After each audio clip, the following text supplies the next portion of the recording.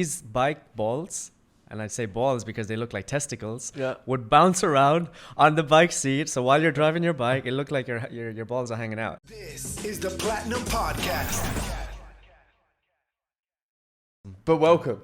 Thank you very much. I'm really happy to have you here, man. I've been trying to tie you down for a little while now. Yeah, it's been a while. You've been trying to get me. I know. Like, Joe, I don't have time now. Okay. Yeah, I know. You keep pretending you're working. Pretty much. Yeah. Pretending. That's we the all, key we word. all know that's absolute bullshit. Yeah. But yeah, how's it feel? You're actually christening the new studio, mate. This is a new studio. This is the new It's studio. a solid setup, and Yeah. I'm happy to be the first one to take its virginity. Yeah, I've got to say you look good in that chair, Rohan. Yeah. Cheers, Yeah. man. I appreciate it. So Likewise. yeah, I know. Tell us a little bit about yourself, mate. Come on. Where is the mysterious, the enigma that is Rohan? Where's he from? What's he all about? I'm not sure if it's much of a mystery, but so I grew up in Pakistan. I'm from Pakistani origin. And at age 6, I moved over to Ireland. So hence, maybe you can hear the bit of the accent coming through. Grew up in Ireland all my life. Family's based there. And then went to school there. And after I graduated from high school, I flew over to the Netherlands. Went to college there because I wanted to become a psychologist. That was like my dream my whole life. Partly because my father was a psychiatrist. So I was always intrigued in the study of the mind and behavior. 1 year into my master, I realized like this is not what I want to do. So at that stage, I was thinking, what the fuck am I going to do with my life? And I came across a video online, how to make money. I thought it was a scam, so I was like, fuck it, I'll kick it anyway. Clicked in there, and it made complete sense. It was a video about dropshipping. Started that, failed on my first store, failed on my second store, and then third store took off. So I was like, all right, okay, there's a whole new world out there where I can work from a laptop and stuff.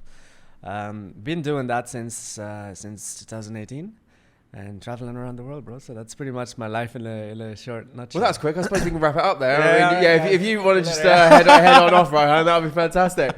So there's obviously a good point here where this is the start of when you started to disappoint your parents, when you decided that you weren't any longer going to be a psychologist. I'm sure the dad, being a psychiatrist, really wanted you to follow that path. I'm sure when you said that you're going to sell dog toys online for a living, he thought, get fucked, son.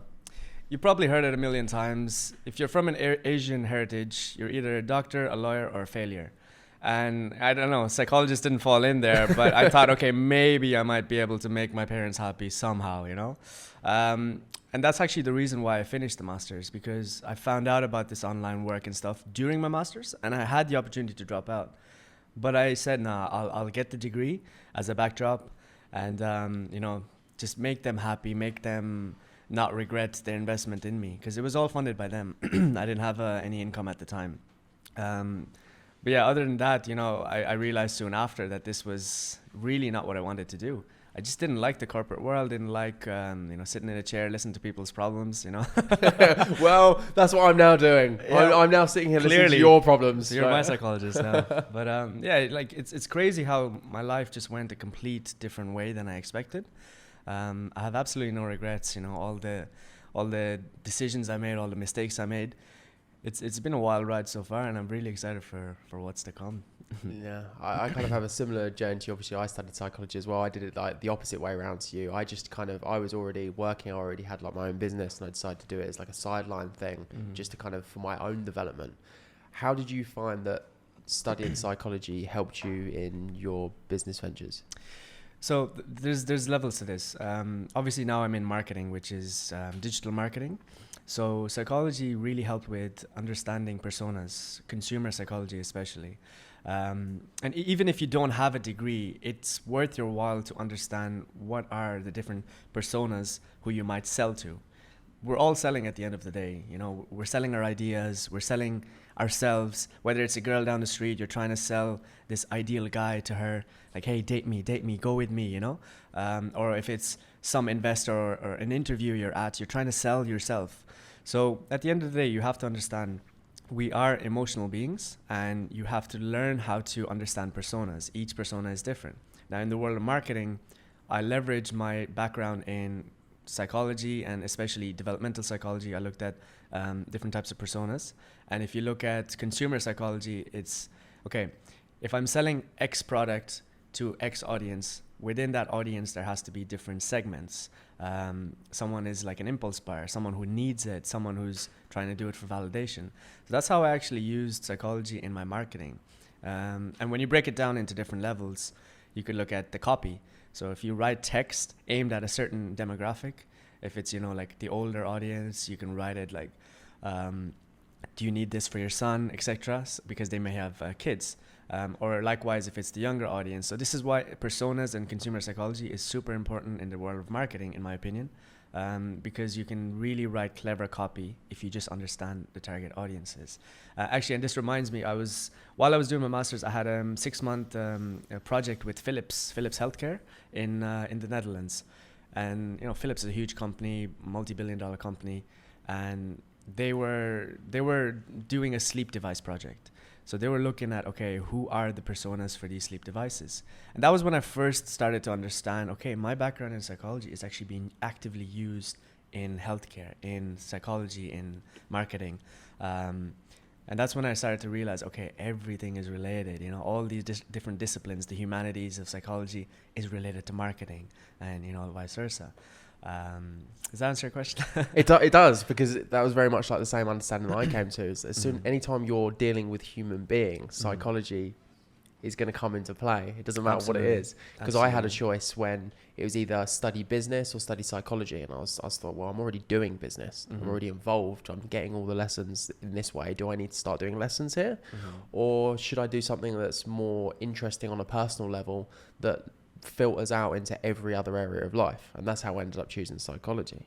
And I can't even count the amount of times it's been valuable to me. It was exactly why I asked you that question. So tell me, what was the most valuable takeaways from your time studying it? I actually think for me it's being able to look at things objectively. I think if I had to zero in on one thing, it's the objective thinking that you get from psychology. When you start looking at data, when you start looking at experiments and start working out what things mean and what things don't mean. That's also the other side of things. It's very easy to cherry pick data to make it look like it means something when in actual fact it doesn't, and vice versa.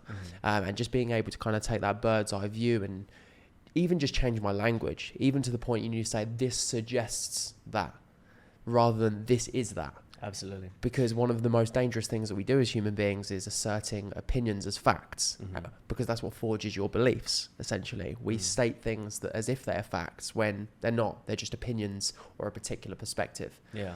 And I think when you're able to zoom out and have an objective point of view, then you can really have a better understanding of what's really going on, Do you know, this actually, what you just said reminds me of a very interesting quote I read, and that was, when you understand psychology, human behavior, and the human mind, you can't even get mad at anyone anymore for doing stupid shit, because you understand everyone's reason for doing their shit. Because, we're all patients. We all have problems. We all have different backgrounds. And especially if you have an understanding, a deeper level of understanding in psychology, you can't get mad at people for doing stupid shit because you understand their reasoning for it. It's really fucking annoying. You're just like, I know he's just doing that because of the trauma that he suffered in his childhood. Obviously, sometimes you just want to lay some fucker out. But at the end of the day, it did make me more mindful. Like 100%. I'll be 100% honest now. I wasn't open to experience.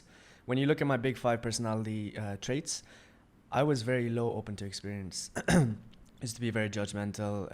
And I think in part, this was also because of the society and the background I grew up in. Grew up in a pretty rough area. There was, like, in the next estate, there was people getting stabbed and stuff. Like, walking down to my football matches, I'd always be worried, like, some guy's going to jump me because I played a match against him or scored a goal against him last week or something like that. So we were always defensive, alert areas. And also there was the tall poppy syndrome. So do you know what I mean by the tall poppy syndrome? No, go on. It's very common in certain cultures. I met a few Australian friends here that mentioned that Australia has it as well, but Ireland especially has it. Now, I love Ireland. It's my favorite country. I grew up there. I will always love Ireland, but there is certain, aspects of Ireland that, it's not very favorable. So the tall poppy syndrome is, if someone stands out and they try to do something unique, they try to, do something out of the ordinary, something that is not the norm, other people try to shoot him down. Like, look at that fool. What's he up to? What does he think he's doing?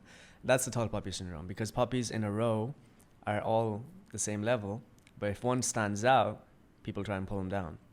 That's the tall poppy syndrome, from my understanding. Maybe I'm mixing it up. There's another one, isn't it? It's about like the crab in the bucket theory. A similar situation. You familiar with that one? I'm butchering this for sure. I have no idea what you're on about. Please explain it. You're talking about poppies. I'm talking about crabs. Well, and here we have David Attenborough on the Welcome to the Hippie Podcast with John Rohan. No, so basically it's the idea that I think it was something to do with communist Russia, essentially, that as soon as one starts to better themselves, so in the instance of a crab that trying to climb out of the bucket, the other crabs pull that crab down back into the bucket. Yeah, because they're all trying to climb out and they use each other to try and climb up the side. So essentially when anyone's trying to better themselves, everyone just drags that fucker back down. I hope you guys are enjoying this episode of the Platinum Podcast, brought to you by Platinum University, the real life school of mindset, online business and financial independence. Platinum University teaches you everything conventional education didn't. We're helping thousands of people create multiple passive income streams that create more money, time, and freedom. We literally guide you through every step of the process with the help of our in-house experts and our powerful, like-minded community groups. To get 35% off your monthly subscription and permanently lock in the discounted price of $39.99 and also get access to all of our mindset, forex, dropshipping, stocks, crypto, network marketing, and Airbnb content, visit the link in the description to join. Yeah, pretty much it. Yeah. So what was the point I was making? Yeah, the point I was making was, okay, I forgot what the point I was making. But the point I was making... you were back in Ireland. Yeah, I was back in Ireland. And yeah, I think it was the circumstance and the environment I was in. So walking down the street, I will always be like watching my peripheral. My reticular activist system always would be looking around. And, you know, in part, I'm actually grateful for that because some fuckers grow up really, really clueless. They're in, you know, silver spoon areas, really posh neighborhoods, and they don't have that alertness. And it's gotten me in, you know, in a lot of situations, it's gotten me like out of them. So, for example, a couple of times in Ireland where I'd be walking down the street and it would be, you know, a rough enough area. I'd notice by their mannerisms or by the way they're walking or even just the way they're looking, okay, this could be trouble. So I might like cross the road or, you know, back away or something like that. It's gotten me out of trouble in many occasions. Yeah, no, that's it. That's pretty much the surrounding. That's the point I was trying to make. Yeah, I get it. It's and psychology, when you have an understanding of that human behavior, again, you start to really notice the smaller different aspects and you start to really understand why people are doing what you're doing. Your original point, you were basically saying that people don't really, when you get to a certain point in psychology, you kind of feel you have compassion for everybody because you understand exactly where they're at. Right. You know? So yeah, on that point, yeah, thanks for reminding me. So on that point, you know, we all have problems. We all have issues. We have traumas. Well, most of us do. And it does shape your character in a way. You know, personally, I, you know, went through some shit in my childhood and I'm glad I did because it made me to the person I am today. It made me more resilient. It made me, you know, tougher mentally. And, you know, it got me to, I'd like to think, where I am today because I look forward to adversity. It didn't deter me in any way.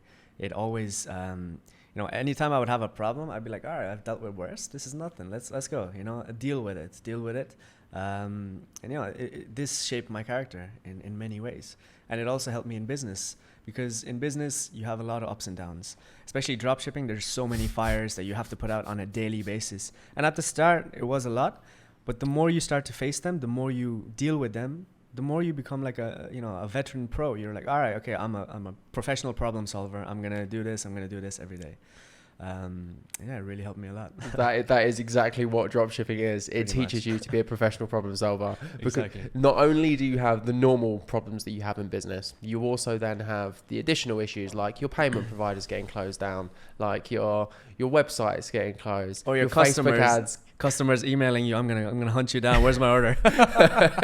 Yeah, all of those things. So like in general business anyway, you have problems. Yeah. And then when you have to deal with problems with your core infrastructure, because that's being attacked by the type of business model that you're running, it just makes things 100 times worse. So what was the first dropshipping store that you got started with? This is hilarious. Off the back of the scam video that you were watching on YouTube, right?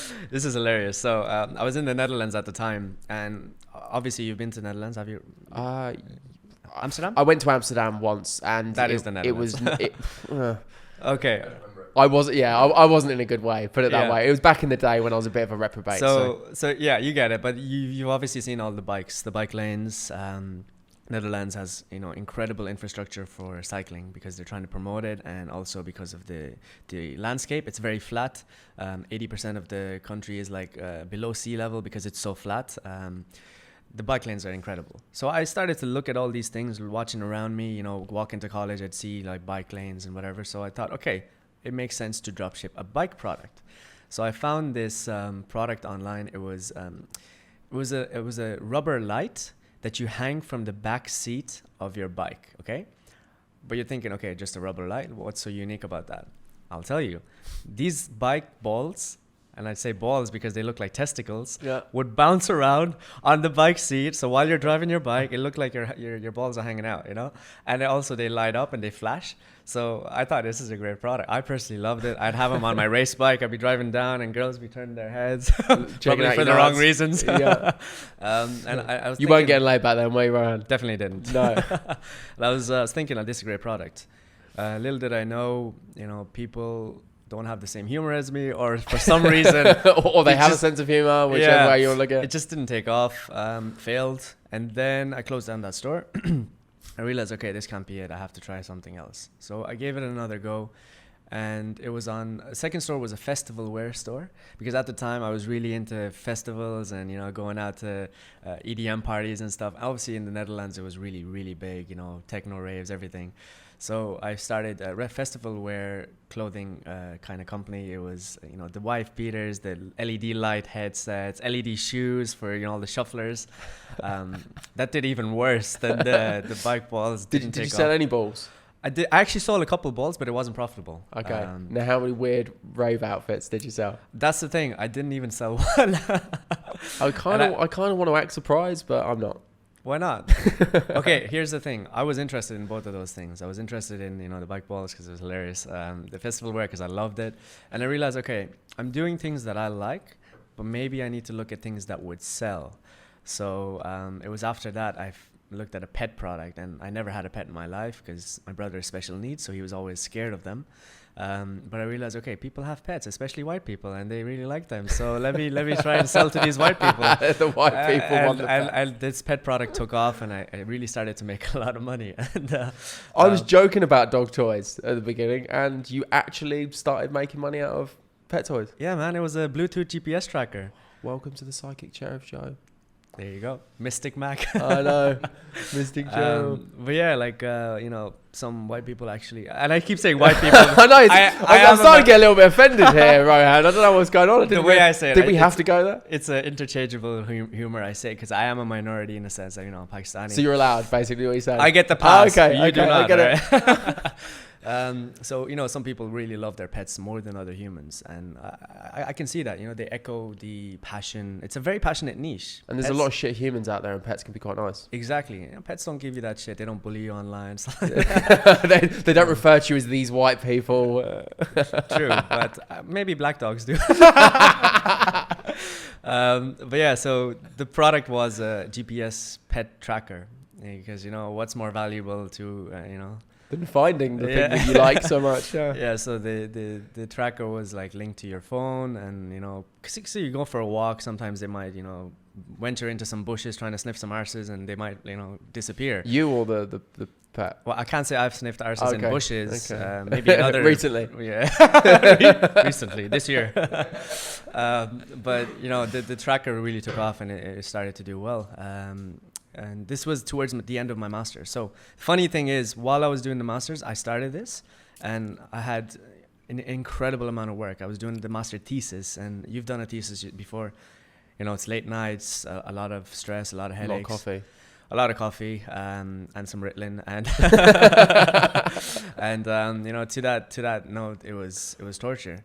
And at the same time, I'm trying to balance this, you know, online venture, which was totally new for me. My website looked like shit. I had no design experience. I was watching YouTube videos, going to my thesis work, watching YouTube videos, researching my thesis. It was like back and forth for weeks.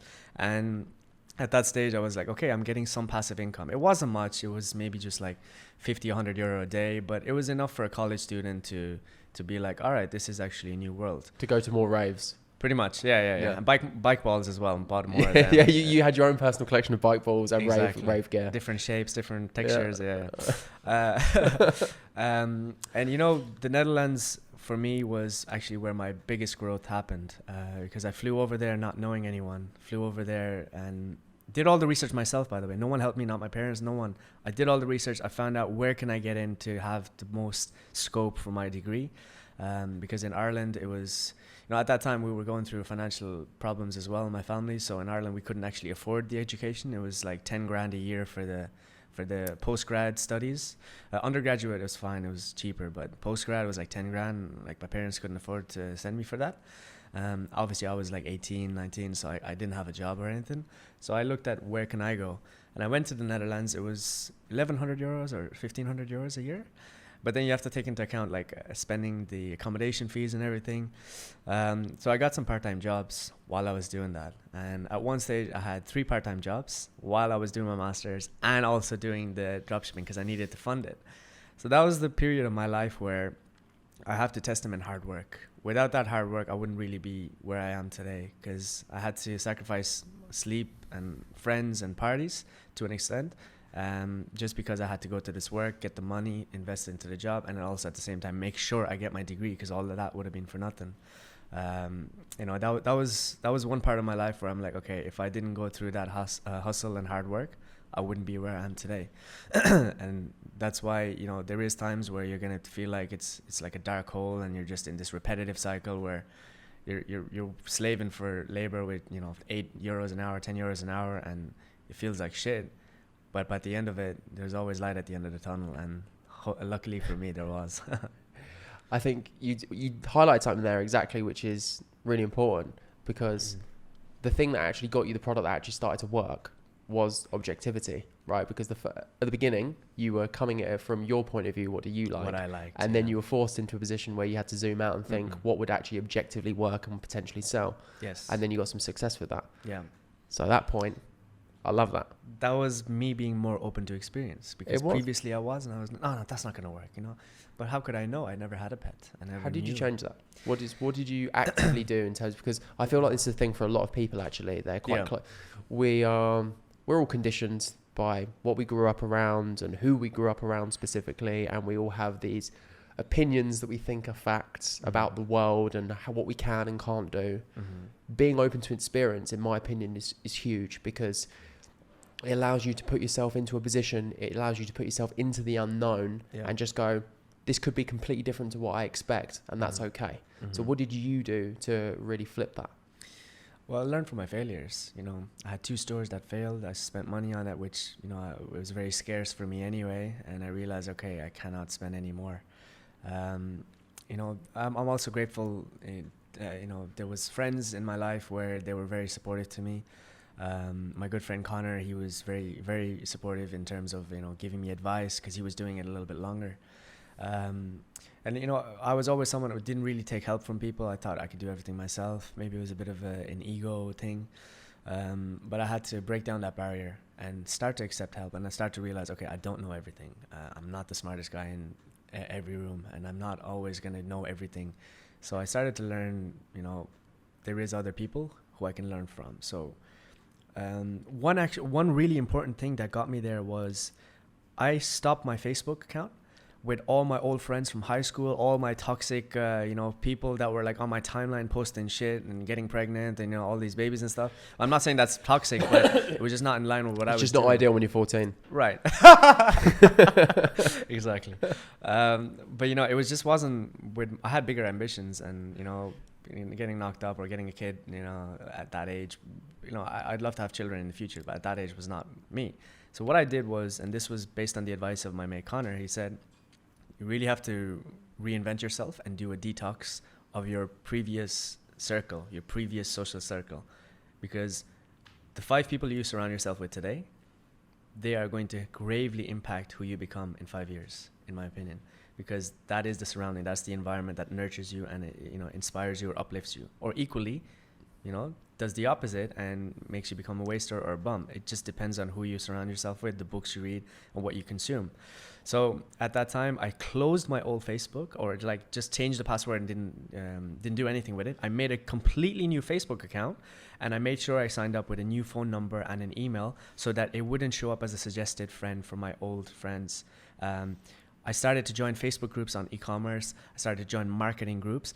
I started to just post in the groups and create a new circle, create friends that were not anyone I knew from my previous life. And when I started to log into that Facebook every day, on my homepage, I would learn something new. It was like a complete reinvention of myself and my online persona. And I started to learn different things every day. On my timeline, someone would post a result, it would inspire me. Someone would post a tip, it would, make me more knowledgeable. And that really helped as well. But going back to your point about what made me more open to experience was the simple fact that I failed twice.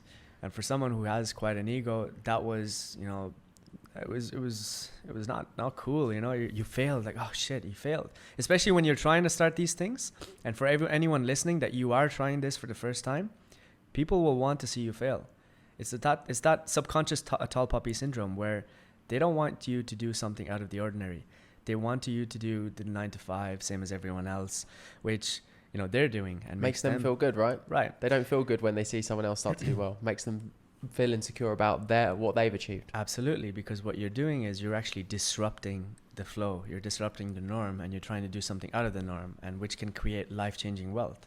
Now, I'm not saying there's anything wrong with the 9 to 5. I have many friends who are in the 9 to 5. They love it. They're completely happy with their life, and some of them are very, very happy, and I'm happy for them. I personally have bigger ambitions and aspirations than that, and that's why I don't think the 9 to 5 is for me. I tried it. It didn't work for me.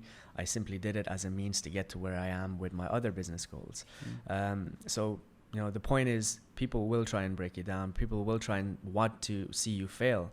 And if you do fail, just remember, you just have to keep going. You have to keep trying, because not everyone gets lucky on their first go. I've met people who've had their first product on their first store take off. But I've equally met people, and including myself, who failed multiple, and then eventually they get there because it's just a constant process of repeating it and trying it again and again. So in terms of opening their mind, they've just got to keep running with it. Yeah, and learn from your failures, because every time if you fail, you have to learn from it. If you don't, that's an even bigger failure. Because what's the definition of insanity? Doing the same thing over and over and again and expecting different results. Albert Einstein said that. So I think he did. Like I'm pretty sure. Geezer was talking about a couple of things like that. If not, I'd give it to Albert Einstein anyway, because he knows his shit. Yeah. So that's my number one advice. There is a lot of people, and they might even come from your inner circle or your friends, even family. They're the worst. Yeah, they're the worst. They're the ones that get you. My parents were trying to say, like, get something stable. This is not, this is not what you should be doing. You don't know anything about it. And I said, okay, well, I'll learn about it, Yeah. And I love them. They did support me, but to an extent they were trying to say, look, just get a normal job, get a salary. It's stable, it's safe, it's secure. They want to keep you safe, though, don't they? That's ultimately what it boils down to. This is the kind of most dangerous thing with it. The people that hold you back, they're not necessarily doing it from a bad place. That's where it's even worse. They actually sometimes they are. They mean well. They're misinformed, right? Or potentially misinformed. Or at least need to be open to the idea that they could be misinformed. Right. Because if I sit here and I say the most stable, most secure way for you to live your life is to become an accountant, I'm stating that as if it's a complete and utter fact. But it's not. It's my opinion. Right. It's totally my opinion. But if you take it to be as fact, then you will allow that statement to completely dictate the outcome of your life and never try anything different. Jack Ma said this I completely agree with you, by the way. Jack Ma said this beautifully. Now, his metaphor was a bit funny in one sense, and I'll explain why. He said, if you put bananas and money in front of a monkey, a monkey will take bananas because monkey doesn't realize that money can buy you more bananas, but equally, like, why would a monkey take money? So it's the funny part is that it doesn't make sense, but it's the metaphor. If you put a salary or a business in front of someone, they'll always take the salary or wage because it's a safe option. But what they don't realize is a salary will get you a living.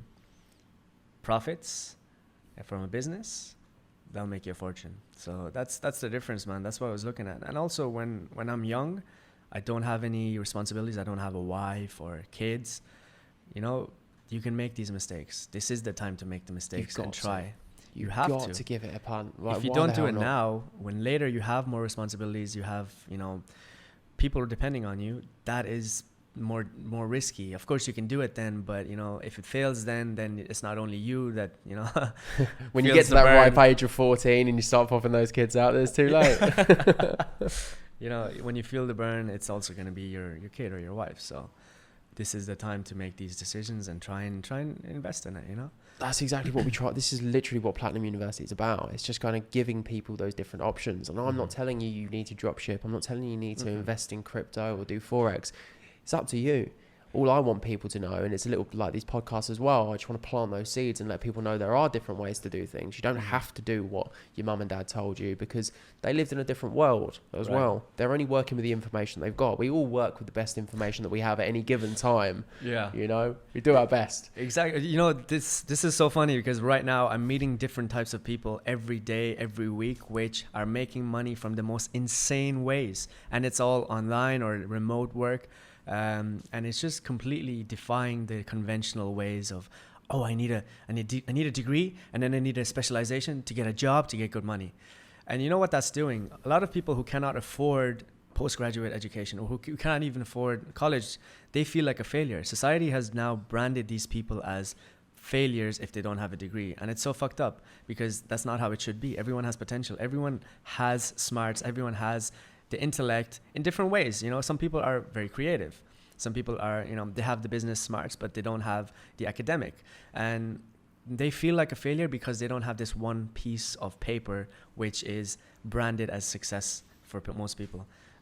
It's completely disrupting the norms. And I think it's horrible because, okay, going back, if I could, I wouldn't have gone to college. Or if at least I wouldn't have specialized because, okay, I got this degree. I learned a lot about the human neuropsychology. I learned a lot about human mind and behavior. But what I'm doing now, to an extent, is something I learned from YouTube. I read articles. I watched YouTube videos. And no joke, I only watch YouTube videos. It was only after like a year or two where I actually paid for my first course on e-commerce. And most of that before that was YouTube videos, which is absolutely free. My mates and I, we call it YouTube University because it was literally anything and everything was there. How to run ads, how to make a website, how to find the products. You just need the drive. That's really it. That's why the psychology, the mindset piece is absolutely crucial, because we're given all these belief systems and we have to change that. We have to change what we're given by society. We have to change what we're given by other people. And we have to be able to take on this information and see it from a perspective that actually serves us. And then all of a sudden, like you say, you get something like YouTube that comes along just by doing a little bit of research. Yeah. All of a sudden, you can do something that you didn't even believe was possible. Right. So when did you start making decent money with dropshipping? So you're, just so I get the timeline right, you're just finishing your master's, your store's starting to pop at this point, you're starting to make a bit of money, you're seeing that what you're doing actually works now. You can make money here. Exactly. You're already thinking, why the fuck am I doing this? You're writing your thesis thinking, why the fuck am I doing this when I'm earning £100 a day off this dog toy? So, the timeline was like this. It was end of 2017. I was writing my master thesis. I had passed all my exams, and thank God, because the Netherlands has a really strict system where you have to get like 60 or 65. Was this all in Dutch, by the way? No, English? No.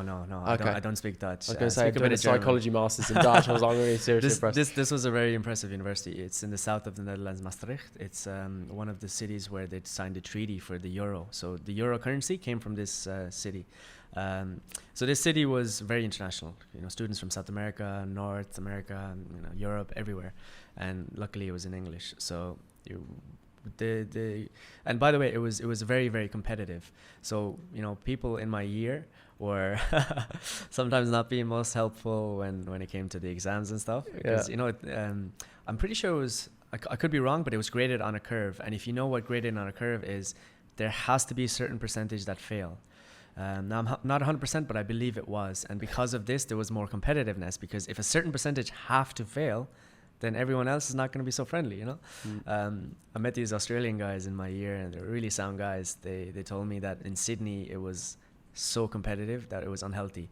People would take out books from the library needed for the exam and just keep them so no one else would take it, because it was graded on a curve. This was the competitiveness. A certain percentage have to fail.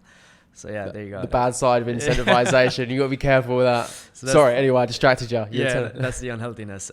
So anyways, I was end of 2017. At this stage, I was doing my master thesis, and I told you about the 3 part-time jobs. So one of them was I got hired by a law firm to do some personality tests and work sample tests, because they really needed their selection process standardized. So this is what my master was. It was work and organizational psychology. It was not counseling or clinical psychology. It was nothing like that. It was a work and organizational psychology, which is all human performance, human resources, that style of psychology.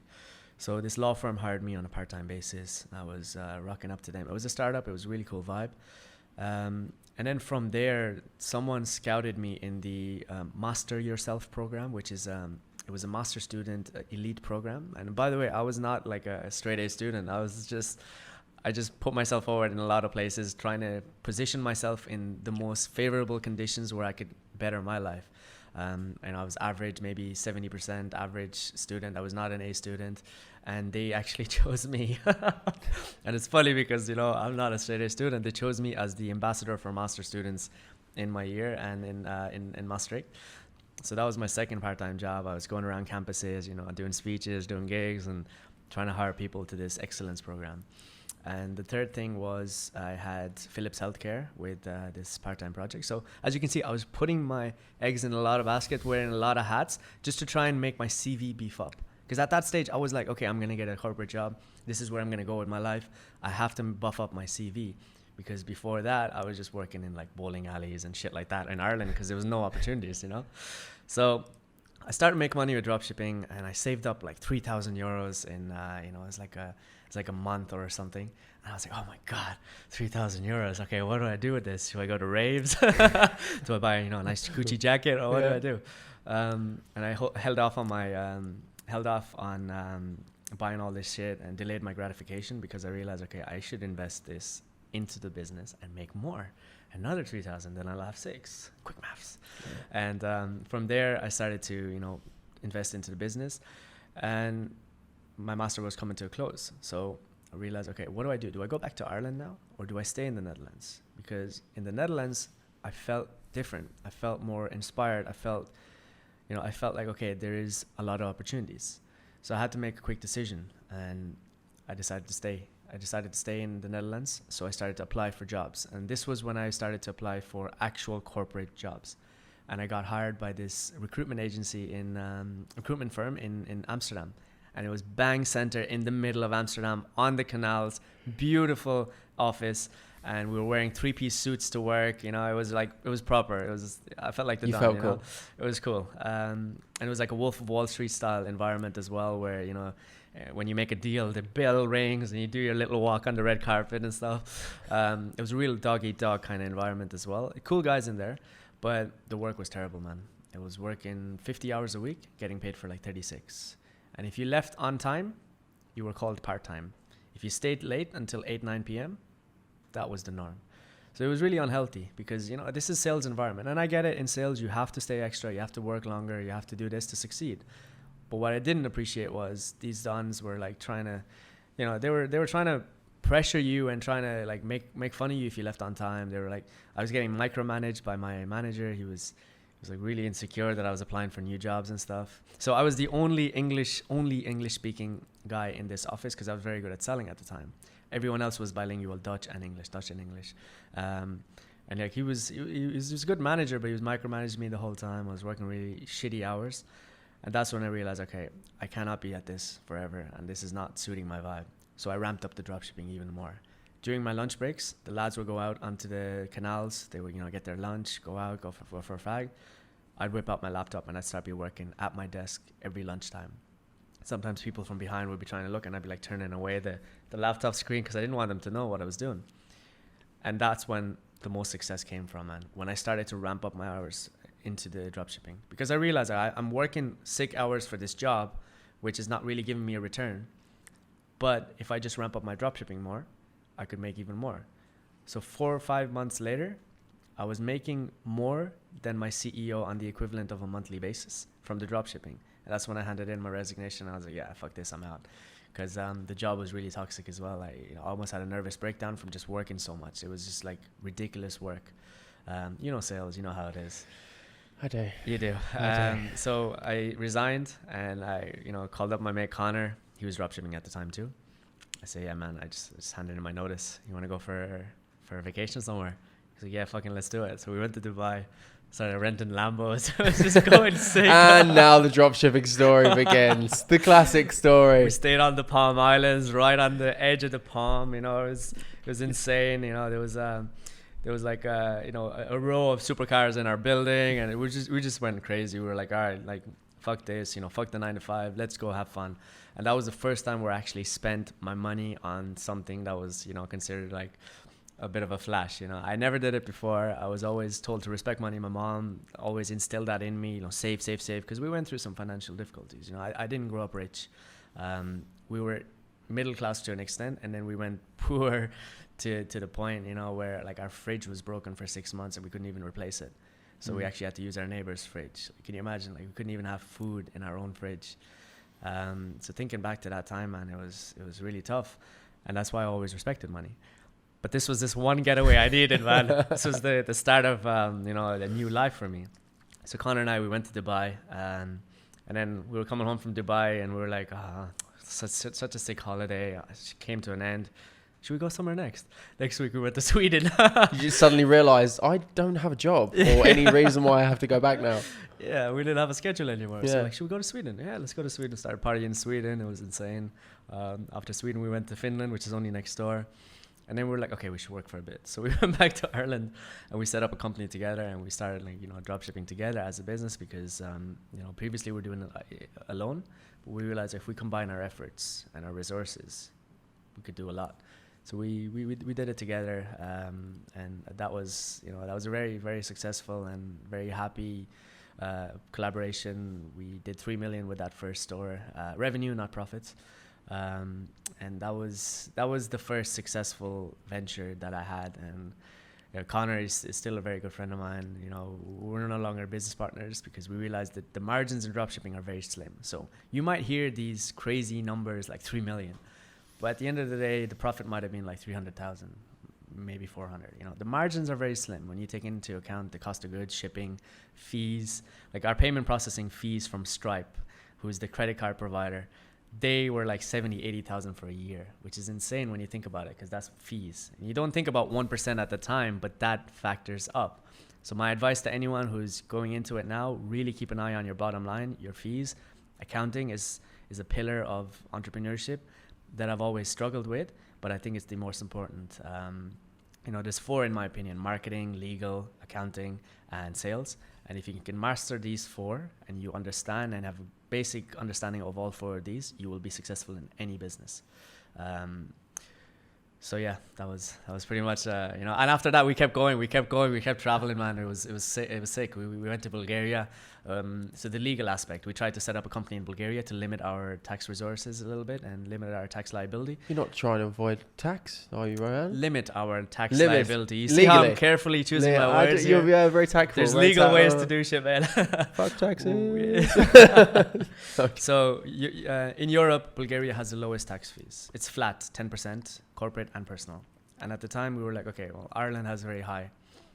If we can do this legally in another way, why not? So we went to Bulgaria, we set up a company there.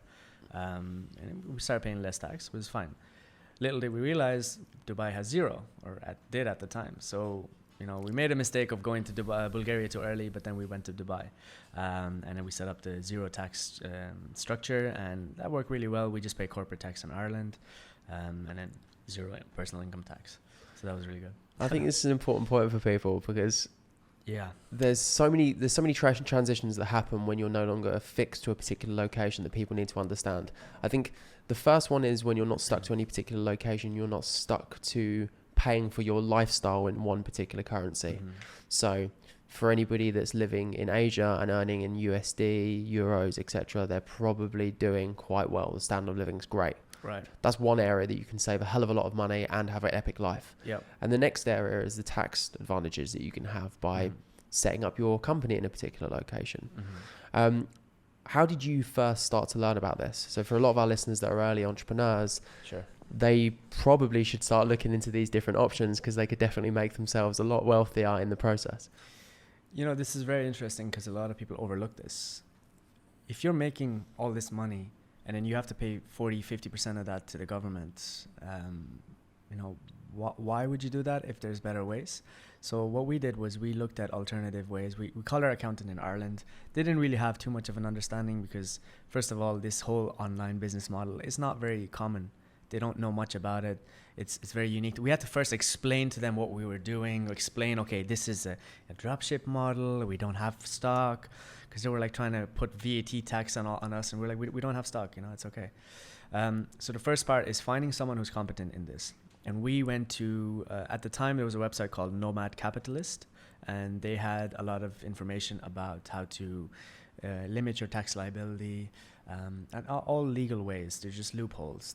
The rich have created this scam, in my opinion, called LLCs. A limited liability company is a scam, in my opinion, because when you really think about the loopholes they've created for themselves, and I'm not complaining because I leverage their loopholes, but they're definitely scams, but we definitely both have limited liability companies. But in my opinion, it has just become this, you know, loophole for the ultra rich. They've used subsidiary companies of LLCs to, you know, invoice and share profits and stuff. And we didn't do it that way because, you know, we realized there is some that are more risky. We did it completely white hat, completely legal way, but falling within the guidelines. So my advice to anyone out there, you should look at whatever your industry is. If you're an affiliate marketer, if you're in crypto, if you're in e-commerce, just type it into Google. Limit tax liability or low tax e-commerce, low tax, whatever. And you will find people who are actually competent in this. Pay for their consultation. That €200-300 consultation might save you thousands or hundreds of thousands, depending on what you earn. Because when we started to transition to Dubai, previously what we had earned, we no longer had to pay a 40% personal income tax on that. So again, I revisit the 4 pillars of entrepreneurship, in my opinion. Legal is very important. You have to limit, you have to understand, first of all, you know, you need to limit your tax liability. That falls in within the legal. If you don't do that, you're going to be paying a lot of money that you shouldn't, you know, you don't have to pay. Then you look at, you know, marketing, sales, accounting. So all these pillars have to be well-rounded, and you don't have to be an expert in them, but you have to understand the basic principles of them. So we had this consultation with this guy. He told us, guys, you should go to Dubai. And at the time, you know, my business partner, he had grown up in Dubai anyway. I have family in Dubai, you know, some that are like investment bankers and stuff. So, you know, we had the infrastructure. All we had to do was just make the leap and go back. So we went back a second time to Dubai. Not as much. Accidentally fell into another Ferrari. Yeah, pretty much actually. Yeah, so this was the second trip where we started to learn more and more, and we found out more. And then we set up a really interesting structure where we had a parent company in Ireland and a subsidiary in Dubai. And because of that, our center of business activities were in Dubai. I got a Dubai residency. Therefore, I'm not personal tax liable in Ireland anymore. I may still be corporate tax liable because my company is still active there, but I'm not personal tax liable. So this was a, you know, ideal structure, and it couldn't have came unless we had these consultations with multiple people. It wasn't just Nomad Capitalist. I'm sure there's others out there, but we had multiple. We tried to get a better view because we couldn't rely on just one person's word. What if he was wrong? So I would recommend getting multiple people and trying to find out what is your best case scenario. And there's another funny thing that I see a lot here is that people are like, well, I'm living here, so I don't have to pay tax. No, you have to pay tax somewhere. You have to actually be tax resident somewhere. It's not possible that you are not tax liable anywhere. You're always tax liable somewhere. So that's a misconception, a common misconception that people have, where they say, well, I'm from the UK, but I'm in Bali, so I don't have to pay. They sound like that too, by the way. They do. That's exactly what I said. You know, and that's not true. You are actually tax resident in the UK, believe it or not. Just because you're on holiday here or you're on a social visa does not mean that you're tax liable here. If you want to be tax liable here, open a PTA or a company here. That's the way to get around it.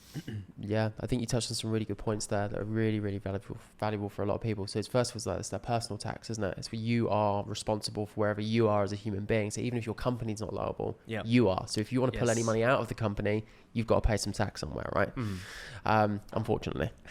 Unfortunately. Or you could not, but then you might have some legal implications which fall back into the pillars that you just don't want to risk that. You just don't want to risk that, all that income you've earned, and then you get a knock from the HMRC or, you know, the revenue commissioners, and they say, hey, you have a tax bill, and you don't want to be on the run from them, you know. You don't, because they'll come get you. Want to plan for that, you know. And the accountancy is a really important one, because I feel like so many people, especially as entrepreneurs, they're so focused on making money rather than saving it. Let me get into this one with you, all right? I had a friend recently who was flashing 80K days. He was making revenue, 80K. These are quality. I love these. All right, wait for this. 80K a day revenue may seem sick. You're like, what the fuck? That's like, you know, over a mil, you know, easily over a mil a month. They recently found out that while they were doing 80K a day, they had misconfigured their order metrics profit software. So the cost of the shipping, because it fluctuates, especially if you're dropshipping from China, cost of shipping always fluctuates, and it's always based on, you know, fresh lockdowns or, you know, different issues, demand, supply. If the cost goes up and you haven't changed that cost in your profit software, you may still be looking at the previous cost, but the cost has gone up. So they were doing 80K a day. Meanwhile, they were on break-even ROAS, which is not even break-even because they would have had, you know, fees and other expenses, which cost of the staff and salaries. They were losing money at 80K a day rates, and they recently had to close everything down, man, because they almost went bankrupt. So this is the importance of making sure your bottom line is configured properly, your your accounting is calculated properly, and, you know, really checking what is the bottom line you're taking home at the end of the day. Because so many people overlook this, and it gets you in so much trouble later. Because you look at the revenue, and I always say revenue for vanity, profits for sanity. Because you see these screenshots in the groups, people are like, oh yeah, I did 10K today, 10K. But what's your profit margin? You know, I probably made 1,000, you know, which is good, but, you know, it's not 10K, is it? It's great, but everyone just loves to, it's a marketing thing as well, and it's a flexing thing, isn't it? It's like everyone wants to go, I'm doing 10K a day, I'm doing 20K a day. It's like, yeah, but what are you actually making out of that? Like, what are you doing it for? Come on. It's, you know, in my opinion, it's show me your order metrics. Show me your profit dashboard. I'd like to see that more. Yeah, I think it's the worst in dropshipping. It is the worst because dropshipping, generally speaking, is filled with young guys trying to make money, and it's that whole flexing culture. You know, it does sell though. That's the thing. And we buy into it. Why did Ty Lopez get so successful? Here in my garage with my Lamborghini. Why did he get so successful? Because we buy into that. Because he's got a Lamborghini, bro. Yeah, that's true. And all his knowledges. Yeah.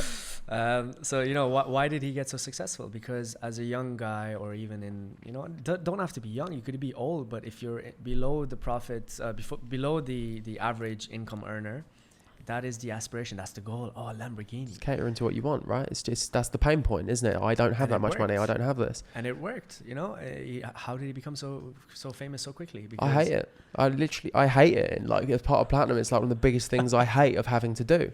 But like, because there's this, we are working in an industry which is making money online, which means that our competition are the people that are renting out private jets for the day and getting on them and pretending they made it out of Amazon FBA and dropshipping and Forex. And it's like, you're not. You live at your mum's house, all right?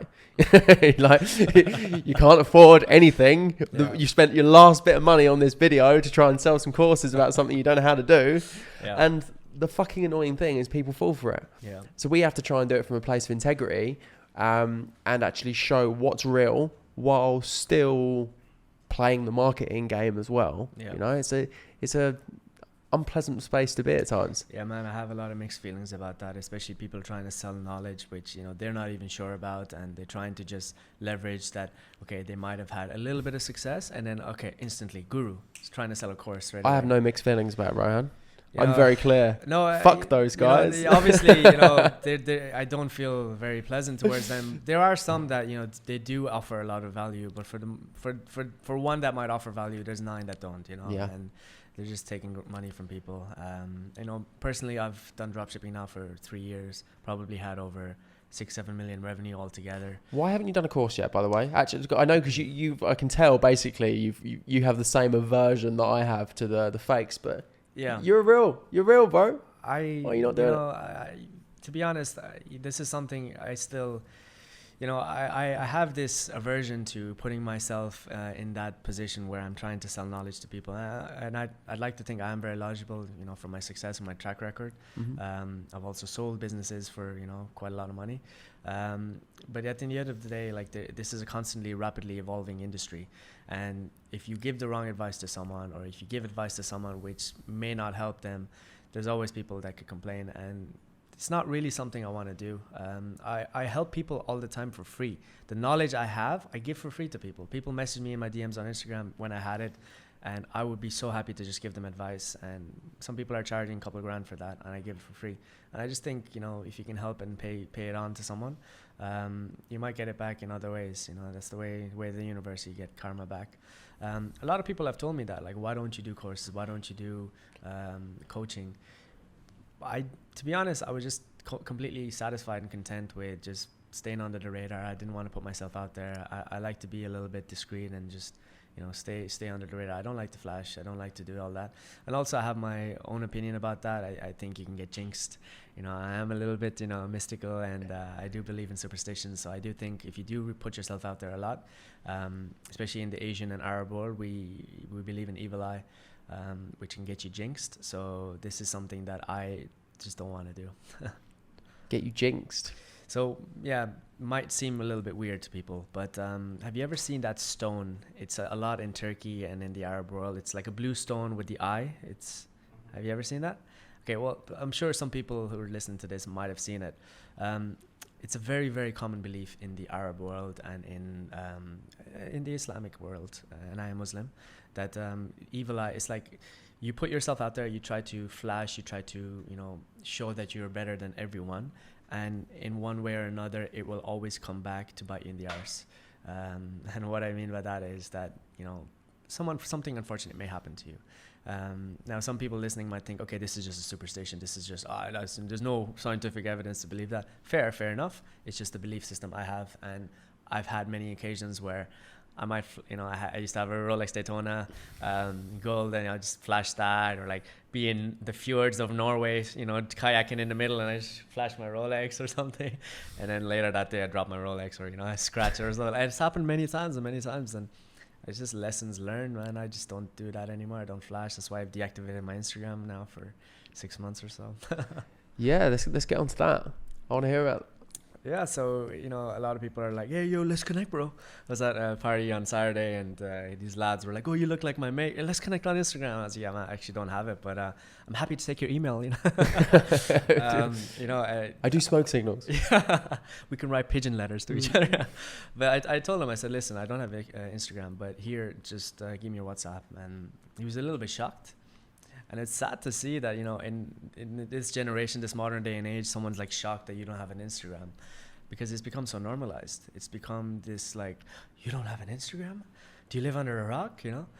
No, I used to have one. I just get a lot more work done, bro. Exactly. So that's partly the reason why I realized that I have an addictive personality. And this might be a limiting belief that I'm saying I have addictive personality, but I really do have an addictive personality. I've been addicted to gaming when I was growing up.